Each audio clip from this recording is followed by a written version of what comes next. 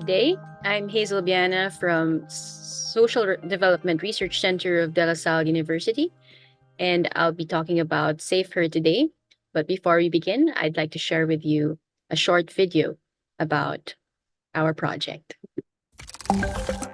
Manila, Philippines has one of the most dangerous transport systems in the world for women, with at least 80% of women commuters reporting harassment or sexual assault, according to a Thomson Reuters Foundation report. This has prompted a team of researchers at De La Salle University to turn to AI for a solution.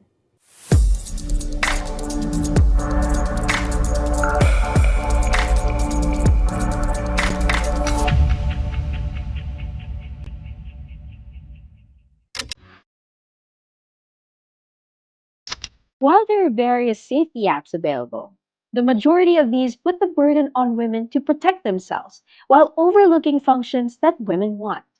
This prompted philosophy faculty and gender studies expert Dr. Hazel Biana, along with colleagues at the DLSC Social Development Research Center, to develop an app that can both empower women while being powered by women.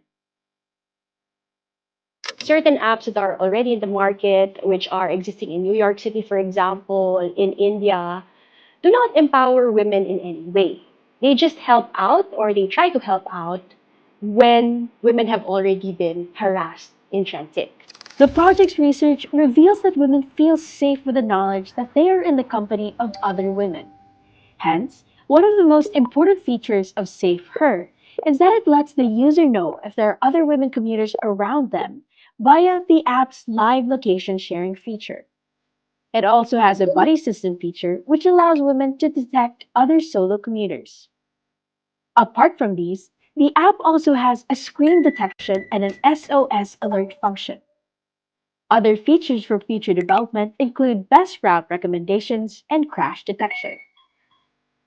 In SafeHer 2.0, the plan is to integrate a safe word feature, wherein if you say a particular word that you record, for example, the word watermelon, okay, the phone is going to monitor or hear that and trigger an alarm to your emergency contact.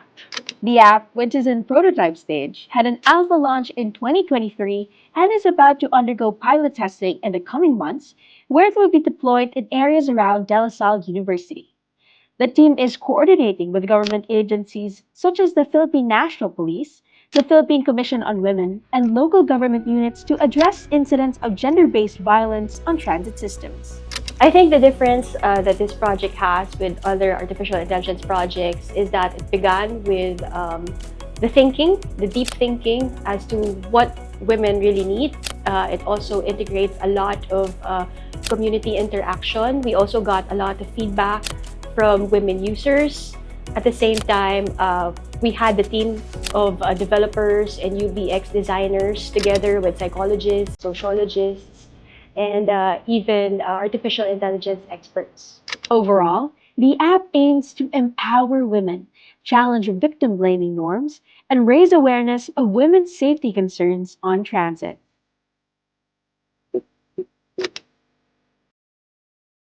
So, to continue on the conversation, I'll be talking further about SafeHer and its motivations. As mentioned in the video, SafeHer is developed by the Social Development Research Center of De La Salle University, Manila, Philippines.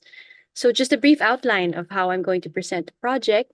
I'll be talking about the initial idea for the research, how we consulted the community, and based on these consultations of how we built SafeHer and pilot tested it.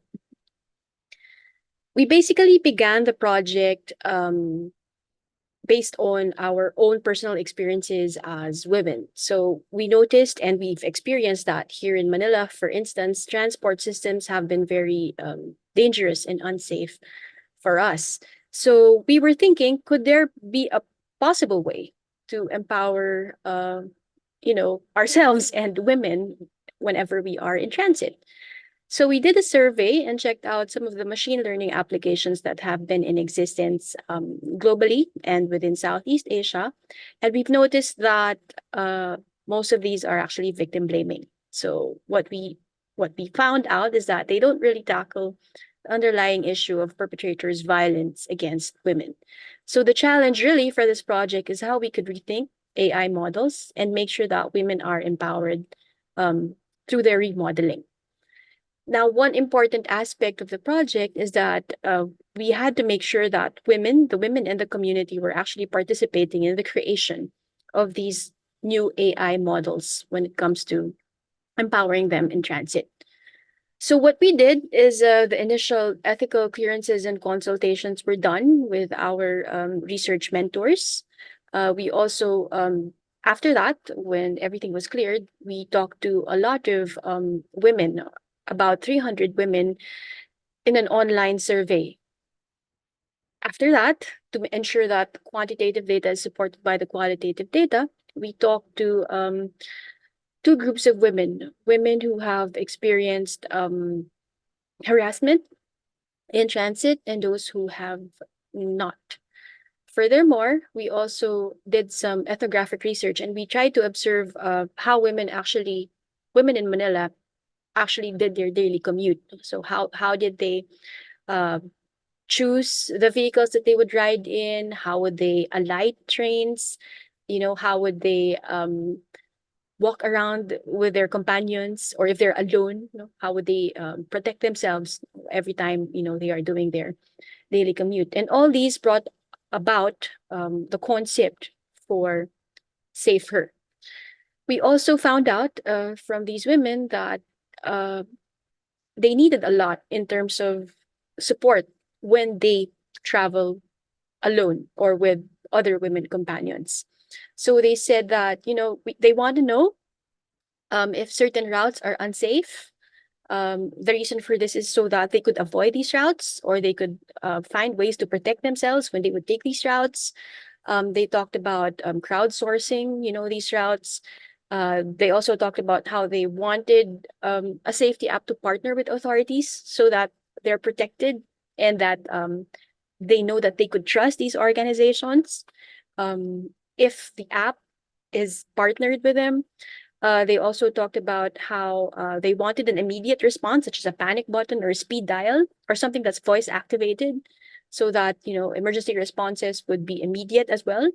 Um, and most importantly, they talked about how they want their emergency contacts and their loved ones to be able to detect their locations every time they're in transit. And of course, again, the reason for this is so that they can keep themselves safe. So, to make the long story short, after talking to all these women commuters who would take different modes of transportation in the metro, what do they actually want in an AI powered app? We came up with the idea and the concept of SafeHer. So, some of the features that SafeHer has is that it has an AI powered SOS alert. So, it could detect your screams, because most of the time, when women in transit uh, talk about being harassed, they're ignored or some people avoid them. So the feature of SafeHer ensures that when they scream, it's going to send an emergency notification to their contacts. It also has an SOS alert feature, which takes pictures of the surroundings, of women users. So it also has flashing lights. So it's basically a way to call attention and to stop the perpetrator from doing whatever. Um, a very important aspect that we found out from our women, from our survey, is that um, they feel safe. Now, women feel safe when they travel with other women. Thus, we thought of coming up with a feature of nearby women commuters, wherein you'll find out how many women commuters are within the vicinity. Okay, so it gives a woman a sense of peace, knowing that there are other women around her every time she is in transit.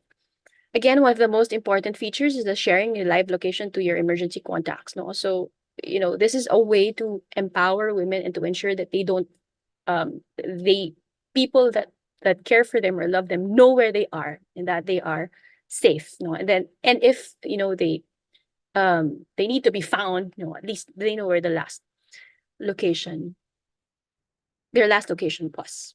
Okay. Now, one important feature that was also mentioned, by the women is that they would want to be able to file a report to authorities and to make sure that it doesn't happen to them again, or that places are kept safe in their commute. Now, if you want to check out how we created the algorithm for the scream detection, you can just pause it to find out. So basically, we collected two sets of audio of human screams and tried to ensure the accuracy of the detection.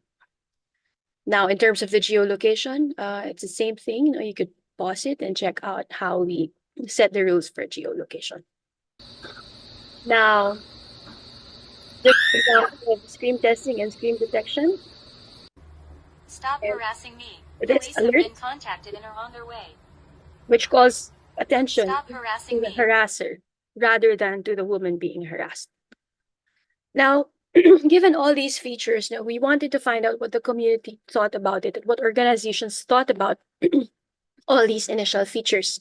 So we had a community consultation with various groups.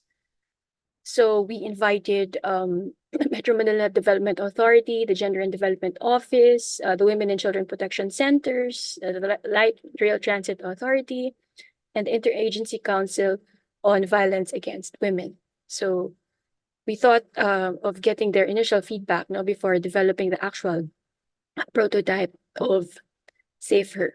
And just some feedback, some initial feedback is really about how they could actually integrate SafeHer into the community protocol, okay, and how it could actually be a part of an 18-day campaign to end the violence against women. Okay. Because of this launch, we were able to be a part of the conference of the Philippine National Police, wherein they talked about SafeHer as a possible um, means for reporting violence against women in the metro. Okay, now down to the actual pilot test. So we had two phases, the first of which is unmoderated, moderated qualitative study, or FGDs. So this is initial way to get some feedback from women before the actual simulation and pilot test. And the reason for this is, we want to find out, given that the prototype is now there, how would their response be? And the second phase is actually testing, wherein you have the actual government units responding to certain transit violence reports. Okay, so the first phase, in these interviews, we found out that there's quite a need to improve its downloading, and one of the features that was really very much appreciated by the women.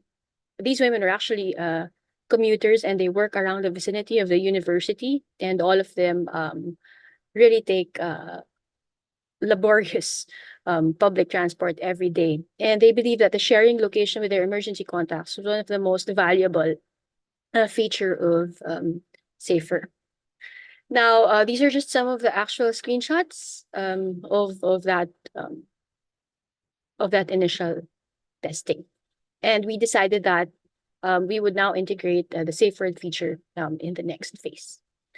Now, in the actual phase 2 of barangay testing, so the role of the team was to actually provide the infrastructure.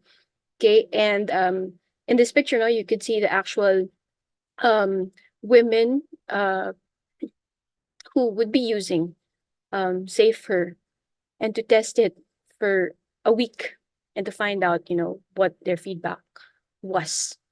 Okay, so the role of the team was also to ensure their privacy, and the role of the barangay was to actually look for their residents who would commute every day and who has a smartphone, and of course, women of legal age, their mothers, some of them are factory workers, some of them also work in the barangay or the village, the small district as we call it, and most of them really found out how useful SafeHer was for them. Okay. This is an example of how the simulation was held. So we also have some motorcycle riders who would use SafeHer. Those who rode a tricycle would also use SafeHer in that simulation. And every time they would make a report, it would go straight to barangay level. And there would be a sort of simulation. No? So during this time, we had to simulate how the response would be. Okay. And so far, it was very much successful. Now, after the simulation, we had some discussions with the barangay officers and other SafeHer users. And in terms of moving forward, um, the barangay is very much interested into integrating SafeHer into their violence against women protocols. And we found that they're very interested also in expanding it to the entire city of Pasig. And talks with the mayor is coming soon. Likewise, no, the city may actually be able to fund the expansion. As a next step as well is a further ethnographic analysis and daily diary entries, and hopefully, in the next few months or years, now we could expand SafeHer to the rest of Southeast Asian cities, such as Jakarta or Bangkok. Thank you.